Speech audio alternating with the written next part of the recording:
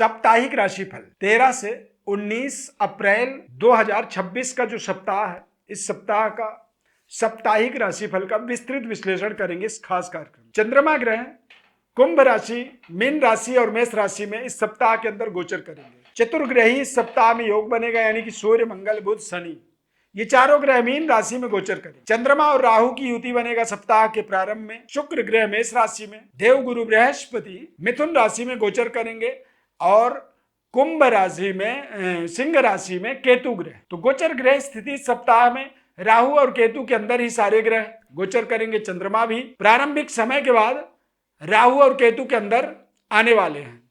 तो इस सप्ताह के अंदर देखेंगे तो राहु और केतु के अंदर एक तरफ ही सारे ग्रह।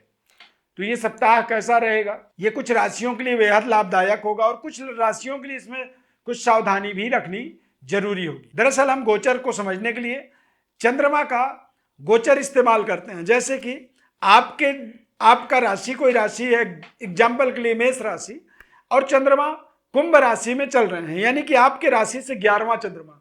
तो 11वां चंद्रमा जब चलते हैं तो ऐसे समय में अचानक दिन भर आपको कहीं ना कहीं से पैसे आ रहे हैं, लाभ हो रहा है, काम आपके बनते चले जा रहे हैं। तो चंद्रमा जो होता है पहला, तीसरा, छठा, सातवां, 10वां, 11वां, यदि ये चंद्रमा हो तो ऐसे समय में आप बड़े से बड़ा रिस्क ले सकते हैं, आपको नुकसान नहीं होगा। दूसरा चंद्रमा, चौथा चंद्रमा, 5वां, 8वां, 12वां जब चंद्रमा होता है, 9वां चंद्रमा जब होता है, तो ऐसे समय में हमें थोड़े से सावधानी रखनी चाहिए।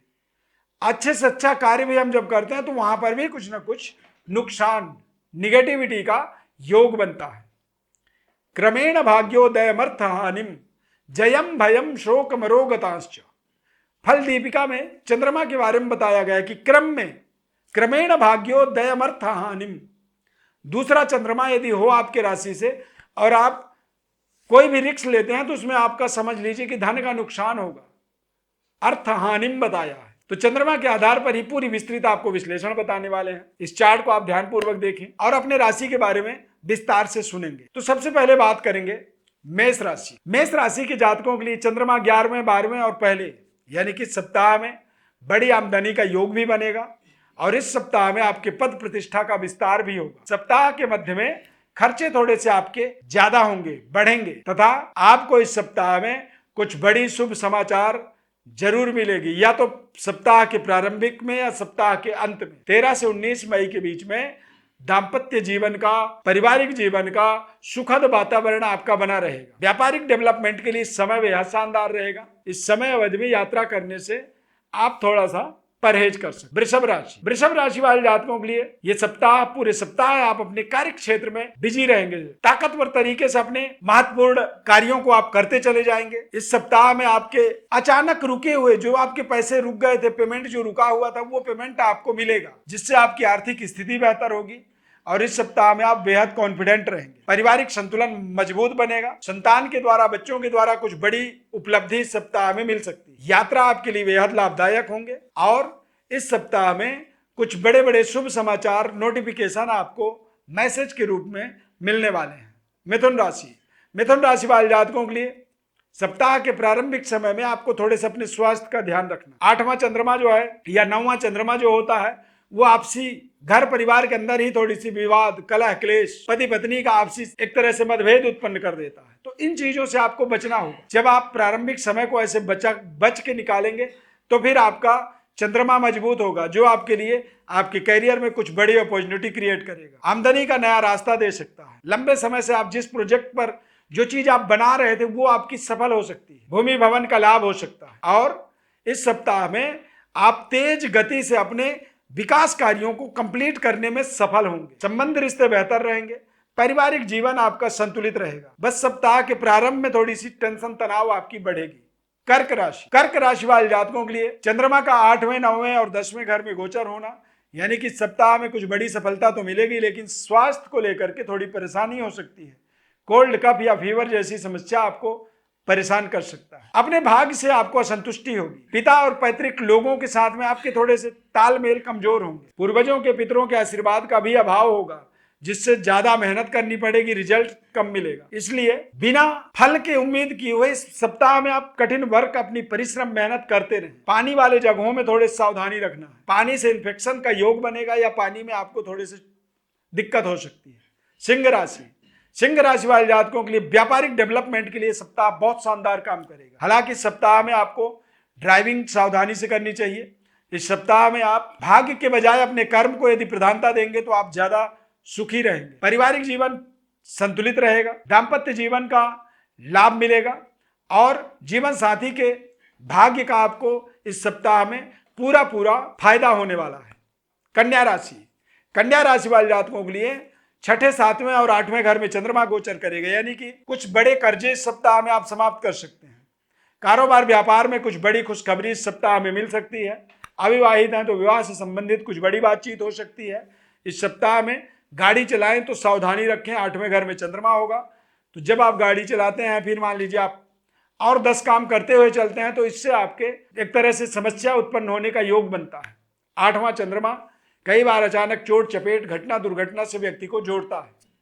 तो इस तरह की निगेटिविटी से अपने आप को बचाना आपका एक ड्यूटी होगा। तुला राशि, तुला राशि वाले जातकों के लिए पांचवें, छठे, सातवें घर में चंद्रमा के गोचर होने से थोड़े संबंध, रिश्ते, लव लाइफ के ऊपर आपको पैनी नजर रखनी है। आर्ग्यूमेंट से बचना इस सप्ताह में। आर्ग्यूमेंट आपके बने बनाए कार्यों को बिगाड़ सकता है। हालांकि आमदनी हो सकती है, बड़ी आमदनी इस सप्ताह में, कोई रुका हुआ धन आपको मिल सकता है और कारोबार व्यापार में कुछ बड़ी जैकपॉट डील इस सप्ताह में आपको मिल सकती है। आपकी समस्या अपने सेहत स्वास्थ्य का आपको ध्यान रखना है। रूटीन वर्क में अपने ट्रीटमेंट, दवा, मेडिसिन जो भी लेते हैं वो आप ले सकते हैं और आर्ग्यूमेंट से बचेंगे, बिल्कुल शांत रहेंगे और अपने टारगेट पर पूरी तरह से फोकस्ड रहेंगे। वृश्चिक राशि, वृश्चिक राशि के लिए चौथा, पांचवा और छठा चंद्रमा, यानी चौथा पांचवा चंद्रमा मतलब इस सप्ताह में आपको बैंक विड्रॉ करने से अपने आप को बचाना चाहिए, यानी कि बैंक से पैसे ना निकालें। कोई भी इन्वेस्टमेंट से रिलेटेड इस सप्ताह में निर्णय नहीं करनी चाहिए। बच्चों पर थोड़ा पैनी नजर रखनी चाहिए। लव लाइफ पर आर्ग्यूमेंट से बचें और अपने योजनाओं को बड़ी सीक्रेट रखें। जरा सी भी आप अपनी योजना को लीक करेंगे तो इससे आपके बने बनाए कार्य बिगड़ सकते हैं। धनु राशि, धनु राशि वाले जातकों के लिए सप्ताह बड़ा ही शुभ समाचार लेके आएगा, यानी कि कुछ बड़े महत्वपूर्ण ट्रेवलिंग हो सकते हैं, यात्रा हो सकते हैं।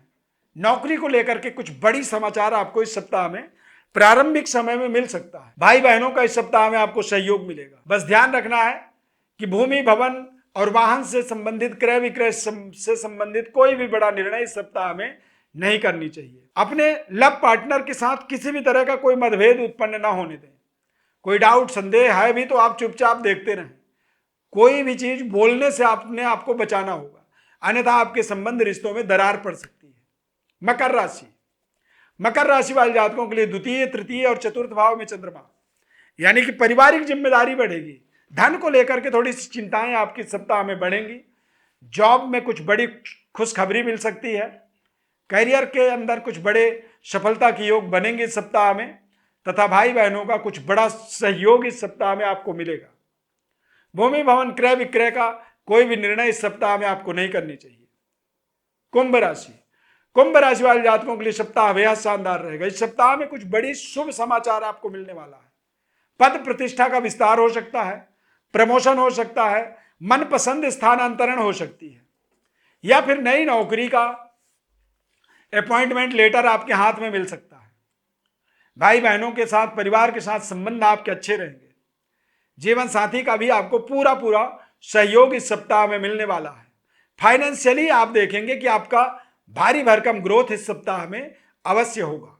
मीन राशि, मीन राशि वाले जातकों के लिए संतुलित रहने का समय रहेगा, यानी कि आमदनी और खर्चा दोनों बराबर बना रहेगा। इसीलिए इस सप्ताह में किसी भी बड़ी रिस्क को लेने से अपने आप को आपको बचाना होगा। पद प्रतिष्ठा का विस्तार हो सकता है। कई बार आप अपने प्रमोशन के कारण से अपनी एक तरह से भौकाल बनाने के लिए, अपनी जलवा दिखाने के लिए आप बड़ा रिस्क ले लेते हैं, इन्वेस्टमेंट कर देते हैं जो जरूरत नहीं है। बाद में पता चलता है कि वो इन्वेस्टमेंट आपने गलत किया, जिसका आपको जरूरत नहीं था। तो ऐसे किसी भी ओवर कॉन्फिडेंट होने से अपने आप को बचाना है। पद प्रतिष्ठा का विस्तार जरूर होगा।